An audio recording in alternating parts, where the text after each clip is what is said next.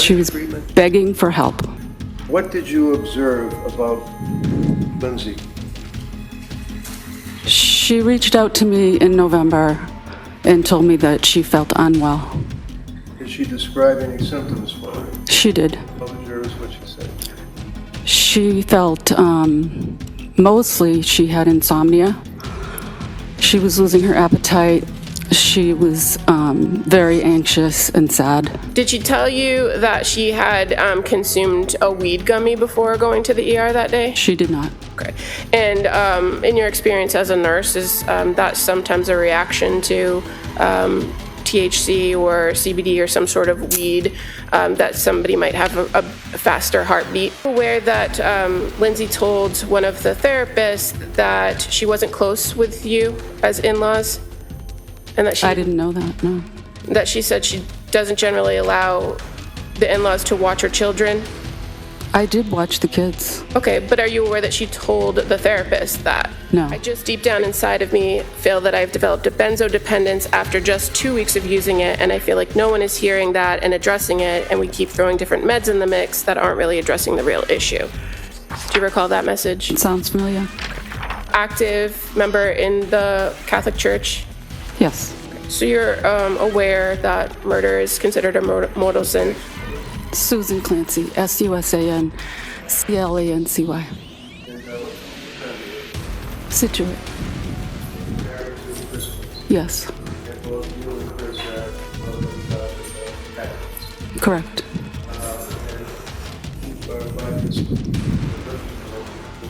Yes. Tell us what your relationship was with Lindsay, how you knew her, and things like that. Yeah, Lindsay married my son Patrick, and we had a very good relationship. And did you have occasion to go to their home Yes. in Weymouth? on Yes, occasion? I did. And then in Duxbury as well? Correct. And obviously, you and your husband were the grandparents of the 3 little kids. Yes. And how was your relationship with the babies? Beautiful. And tell us how frequently, to your memory, you were able to visit with your son, Lindsay, and of course your grandchildren. At least a couple times a month we would see them. At some point, oh, by the way, what do you do for work? RN. I'm sorry, an RN? An RN. And what type of any focus? I worked in the labor and delivery room for about 38 years. 38 years in labor and delivery, Correct. helping women that were having babies. And Correct. obviously you kept up with the studies and continuing education and things. Yes, I did. To that extent, in your capacity as an RN with 38, well back then it would have been 35 years of experience, I think. Yes. Fair to say that you, as I said, you would keep up with all of recent developments in postpartum psychosis, postpartum depression, all of that. Somewhat, but I mainly just was in the delivery room itself. So were you aware of the various physicians that were in the forefront, if you will, of postpartum studies as it relates to medicine? Yes.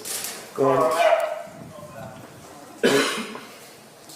would one of the people that you were interested in be a person by the name of Dr. Meg Spinelli? Yes. And can you tell us who Meg Spinelli is? I don't really know Meg Spinelli well. We've spoken a couple of times. I believe she specializes in postpartum mental health. And have you met with her before? Not in person. Okay. Did you at some point ask Dr. Spinelli to help out at your hospital, and I guess they call it a rounds lecture? I asked her to bring on her experience and education in that area and share it with my colleagues. Did she do that? She did. And as time went by, dealing with your job, your family, your son, daughter-in-law, grandchildren, did you notice in 2022, after Callan was born, any change in the personality, if you will, of Lindsay? Several months after that, I did. Would that be sometime in the fall? Yes. And can you tell the jurors, being as close as you were with the family, well, let me back up. As a mother-in-law, did you have any observation to observe Lindsay with her kids. Yes. Can you tell the jurors about how you saw her acting with her children as a mother? She was very nurturing, very loving. She was a wonderful mother. Wonderful. Did you ever see her treat her middle son, Dawson, bad because you didn't like him? No. Did she love Dawson, in your opinion? She loved her children, all of them, very, very much. And during that period of time, in, let's say October, November of 2022, what did you observe about Lindsay? She reached out to me in November and told me that she felt unwell. Did she describe any symptoms for you? She did. Tell the jurors what she said. She felt, mostly she had insomnia. She was losing her appetite. She was very anxious and sad. Did she tell you that she was seeing doctors? Yes. And at some point, did you recommend, did she come to you and ask you for help regarding seeing a doctor? Yes, she asked for my support. And did you obviously gave it to her? Yes. And what did you do to make any recommendations for her? I reached out to my colleagues who were running a clinic for women that were struggling postpartum. Would that be the South Shore? Yes, correct. And at some point, as a result of your intervention, was a nurse practitioner, Julie Hall, agreeing to step in and help out. Yes, Did Lindsay see Julie? I believe she did. And you really pretty much were out of the mix at that point. You basically made the connection, knew that she was on there, right? Correct. Did you find that Lindsay was interested at all times in trying to get better and see doctors? Very much so. Did you find at all, or do you have an opinion with your observations of Lindsay as to whether or not she was offered help and would just spurn it and not see doctors or not have She was treatment? begging for help. And during that period of time, you were there for her by text and by telephone and in person. Correct. Now, during that time that you were, let's say November and into December, the holiday season, do you recall the holidays for 2022? Yes. Can you tell us, was that a fun time for the Clancys? Lindsay was struggling. We were all very concerned. You knew in January, New Year's, actually, that she ended up going Yes. to the McLean Hospital. Yes. You knew that she'd eventually get out of the McLean Hospital. Yes. Fair to say that you and Lindsay, as I said, communicated a lot by text messaging, right? Yes, correct. So I'm going to approach you with extraction report. This is a report that is done by the DA's Office of the State Police, Mr. Whiffen, on what's called Celebrate, where they can go into, did they examine your phone? No. They examined Lindsay's phone and obtained texts. Have you seen the texts? I think so. Okay. I'm going to approach you with the extraction report. Okay. And you can just take a look and see if your telephone number is on there, just for foundation purposes. Or if you, it is, okay. And just quickly flip through and see if you recognize those texts. You don't have to look at all of them, that's for sure.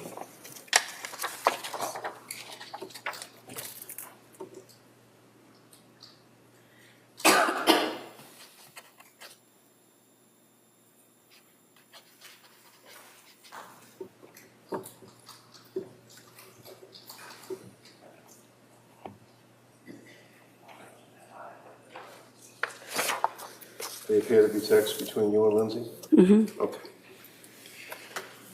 Your Honor, I'm not going to go through each and every text. What I'm going to suggest is I would offer this, and then the jurors would be able to look at what they wish. Any objection?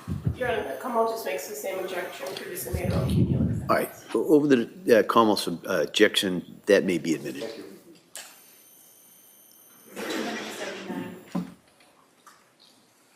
Thank you very much. Kamal?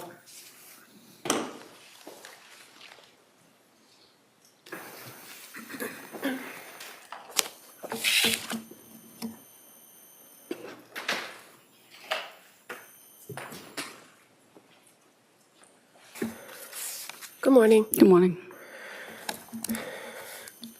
So you indicated that you were a labor and delivery nurse for 38 years. Mm-hmm. And what hospital was that? South Shore Hospital. And early on in the defendant's career, did you work with her? Briefly. Okay. And she then went to Mass General, correct? Yeah, she was a student at the time. Okay. And you stated that you are aware of a doctor named Meg Spinelli, correct? Yes. Did you reach out to her in this case? I don't remember exactly how she and I connected. I don't recall. Well, you indicated that you connected with her in a professional capacity to have her come to your hospital, right? Yes. But as far as her role in this case with the defendant, did you reach out to her for that? I don't think I did. I don't recall. Now, you said that you began to notice some issues in, defense counsel said October, November, but fair to say you weren't aware of what was going on until she texted you on November 16th when she was at the emergency room? Yes. And that was at South Shore Hospital? Yes. And you actually met her there at the emergency room? Yes. Was she by herself or with Patrick? She was by herself. Did you know how she got there? She drove. She drove herself to the hospital? Correct. And she was in the emergency room for a while, correct? I don't know how long. Probably an hour, maybe 2 hours. Well, you went down when you knew she was there, sat with her for a little bit, went back upstairs to because you were working that day, right? Correct. I wasn't able to go down immediately. I had to wait about an hour and a half, and then I went down. Okay. And then you sat with her for a little bit, you went back up to work, right? Yes. And then you came back down at some point before she was discharged. Yes. Counsel, can I see it sidebar just very briefly? So, Mrs. Clancy, you came down to the emergency room and you sat with her for a while, correct? Yes. And did she tell you why she was there? Yes. And fair to say, she indicated to you that she was having trouble sleeping and she had some heart palpitations. Correct. And that's what brought her to the emergency room to get checked out? Yes. Did she tell you that she had consumed a weed gummy before going to the ER that day? She did not. Okay. And in your experience as a nurse, is that sometimes a reaction to THC or CBD or some sort of weed that somebody might have a faster heartbeat? I don't know. Now, when she was in the emergency room, she was seen by a doctor and provided some medication. Were you there when the doctor was there? Yes. And you're aware that the ER doctor, gave her some trazodone to help her sleep? Yes. Because that's what she was really concerned about, right? The sleep. Yes. And when she left the emergency room, did you call her an Uber or have Pat come and get her or call your husband to come get her? No. She left in her own car, right? Correct. And so fair to say, after that ER visit, you remained in pretty constant contact with her, at least via text message, Yes. right? And that you would check in with her pretty much daily, and that's all in these texts? Yes. Now, you were familiar with the perinatal behavioral health clinic because of your work at South Shore Hospital, Yes. correct? Correct. And so the person actually that you connected with first was not Julie Paul, was it? No, it was one of the midwives that I was working with. And her name is Nanette? I think so. And so did she provide you with Julie Paul's contact information? She suggested Julie. Okay. And as a result of the suggestion, you reached out to Julie with Lindsay's permission, right? Yes. And you said that at that point you made the contact, knew she had spoken to Julie, and you kind of stepped back from the clinic. Mm-hmm. Yes.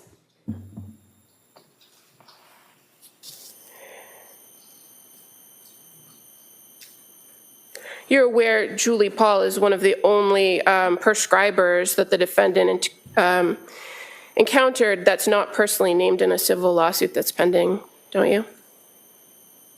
I'm not sure. Now, so the ER visit's on the 16th. Contact is made with Julie Paul on November 20th, right? It sounds right. Okay. And that would have been your phone call to her first. I don't remember exactly. In the time period, well, you knew she was going and going to see providers and meeting with Julie and going to the clinic. Did you offer to help out more with the kids? Yes. You were still working full-time at that time, weren't you? Yes. So fair to say it was kind of limited based on your schedule? Correct. Did you have a normal schedule that you worked at that time period? I don't know what you mean. Well, as a nurse, did you work day shifts? Did you work mids? I worked the day shift. So did you offer to watch the kids at nighttime? I don't remember exactly. Did the kids come to stay at your house overnight so that she could get some sleep? No, they didn't. Fair to say you offered and she didn't want the kids to come to your house, right? No, that's not right. Well, did they ever sleep over your house? No, they didn't. And Cora was 5, right? Yes, correct. She turned 5 that December. So at any point, they never stayed over? We decided together it was best for them to be in their own beds at their own house with all their belongings. And Lindsay's parents were very actively involved in staying over and helping out.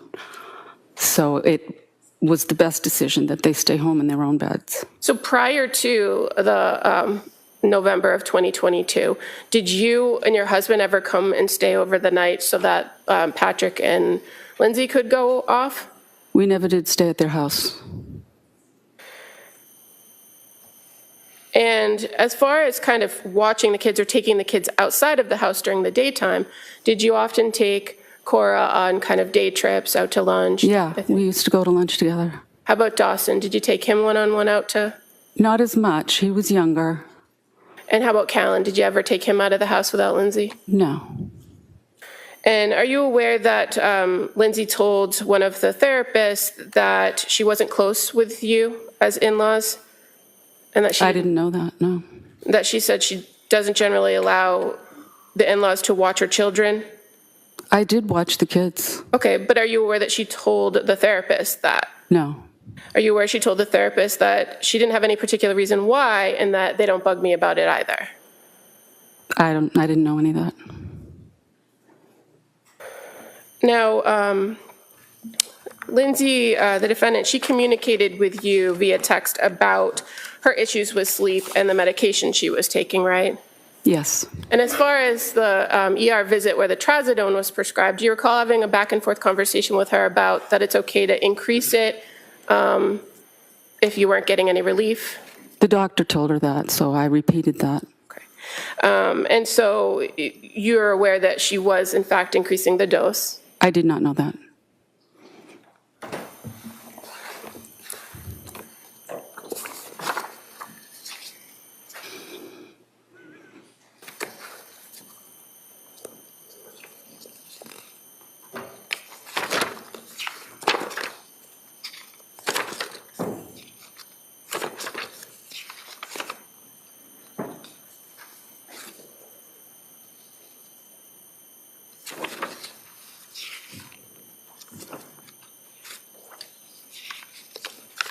Now, once she was seeing Julie Paul, did you continue to have conversations with her about how she was feeling? Yes. And you knew that she was taking some new medications after she saw Julie, right? Yes.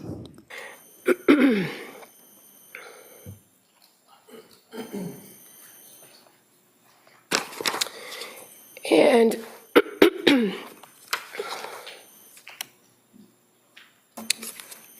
sorry, these pages are different than mine.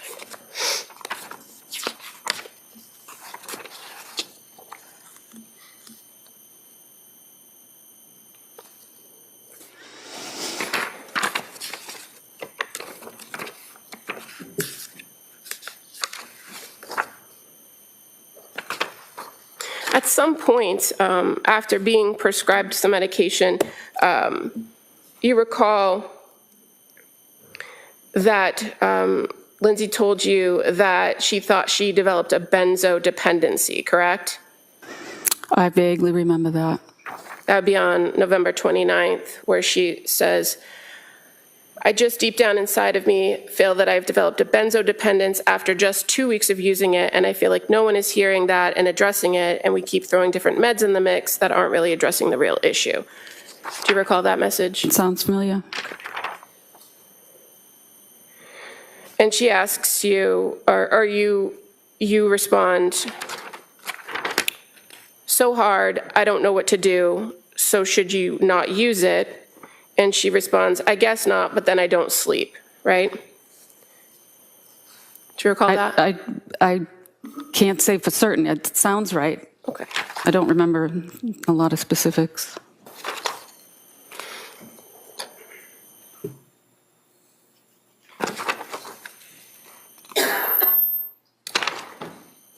And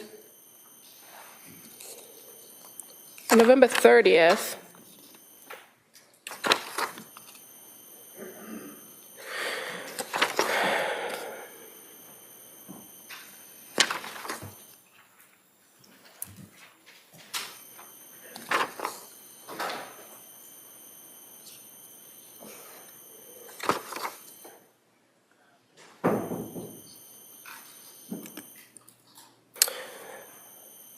30th, she says,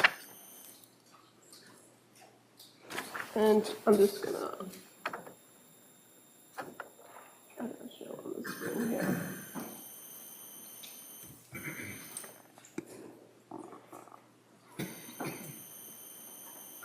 She says, I'm not okay and I'm terrified of taking meds tonight. Do you see that in the green? Yes.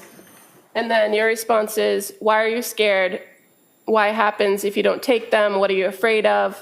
What about Ambien, right? You're actively trying to help her kind of figure out the medication. Yes, there was. Okay. You're aware she wasn't prescribed all the medications at one time, but just that a lot of different combinations were kind of thrown around as options, right? It seemed confusing.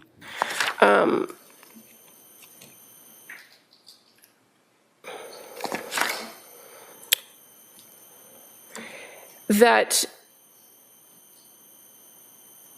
she's very clear and she tells you which medications she's taking, right? Ativan and Remeron. Probably. Okay. And then she also tells you on November 30th when you're talking about it, she says, I know they take time to reach a therapeutic level to have the desired effect, right? Do you remember that? Yes. And then you respond, exactly. And she tells you that she's just depressed and she thinks it was brought on by the medication, right? I don't remember that. Okay. Well, on November 30th at 7:52, I was never, ever this depressed. It was brought on by the medication. Did you say that or did she say that? She probably said that.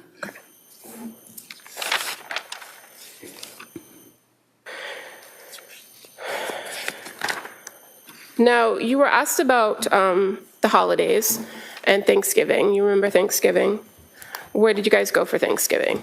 To my daughter's house. And do you remember telling the grand jury that during Thanksgiving things were better?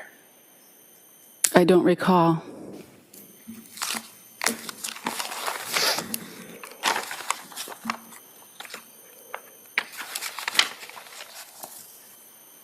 Well, do you remember her saying that she said things were better? Do you remember that? Vaguely. Okay. You were asked, what was Lindsay like during the big Thanksgiving gathering? What observations did you make? Answer, she smiled. The girls all had Thanksgiving t-shirts on that sort of matched. We took a picture. She mostly focused on the kids and interacting with the cousins and the aunts and uncles. At one point, she went off a little into the distance, and I approached and asked her how she was doing, and she said, I'm trying hard to get better. I'm still working at it. I asked about her sleep. I thought that was important, and also the fact that she lost some weight. She didn't have an appetite, and she said things were getting better. Okay.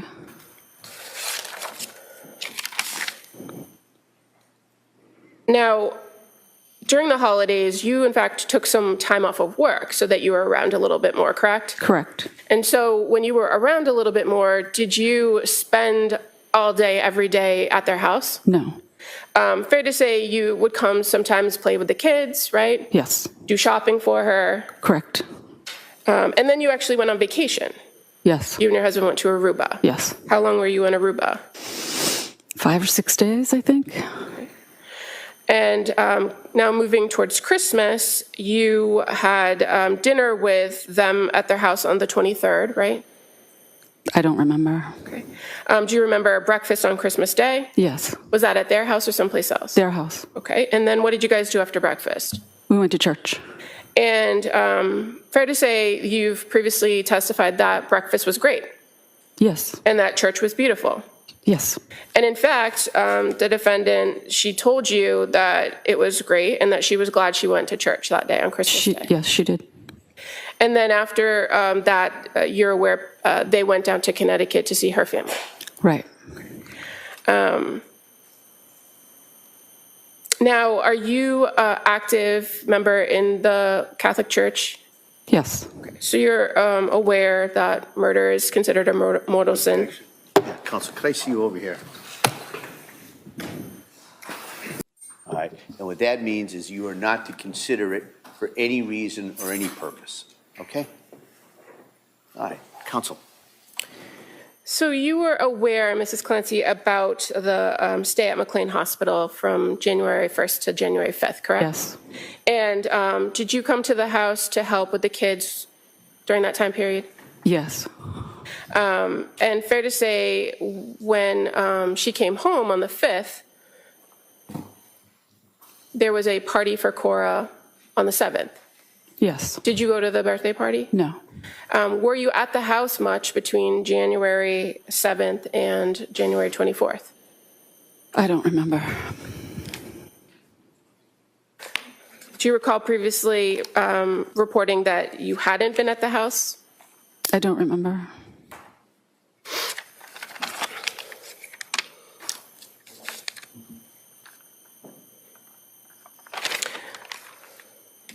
And during that time period, you never took the kids on a day trip or for a visit? I don't recall. And were you aware that between January 7th and January 24th that Pat and Lindsay went to the Cape Codder with the kids? I'm aware of that. And that they went to the Museum of Science with the kids? Yes, And that Pat left Dawson and Callan home, or excuse me, left, Dawson and Callan home to go take Cora skiing. Were you aware of that? it sounds accurate to me. On the ski trip, did they ask you to come over and stay with Lindsay while she was with the other kids? I don't remember.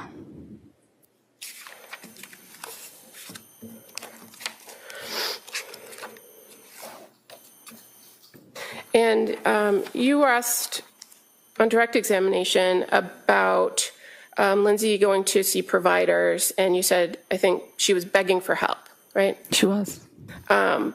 Did you attend any of those meetings with her, therapists or doctors? No. So you don't know what she told the providers, right? I don't know. And you don't know what kind of help she asked for other than medication, do you? No. And do you know whether there was any other options offered to her other than McLean, like a partial hospitalization program or intensive outpatient? Were you aware of those options? Yeah. And do you know if she went? She went to women and infants. So that's the one day where Pat dropped her off and went skiing and then came back, right? I believe so.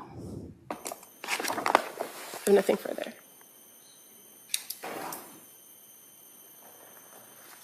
All right, Mr. Reddington, redirect?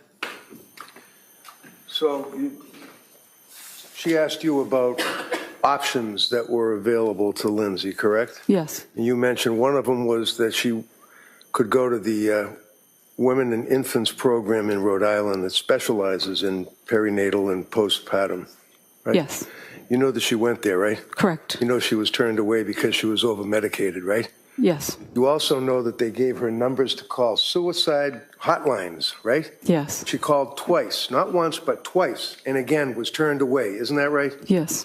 Thank you, ma'am. Como? On that.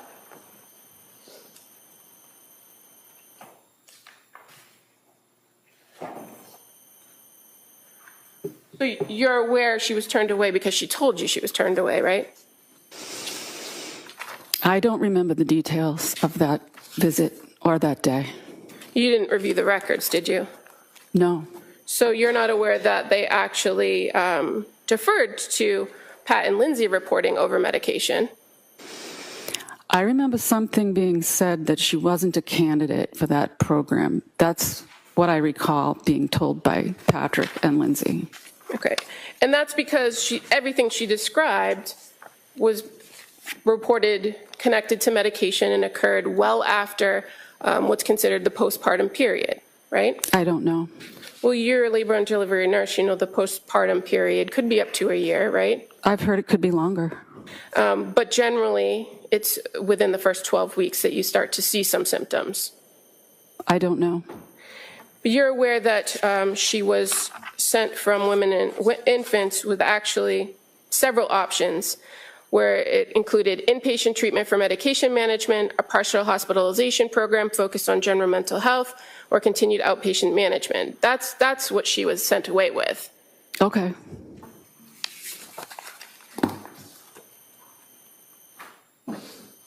Nothing further. May I? One more? Go ahead, one. So outpatient management, that would include somebody like Gelada, right? Yes. You know that women and infants called Gelada and she never called them back? I didn't know that. Come up, anything on that? No. All right, thank you, ma'am. Let me step down. Thank you.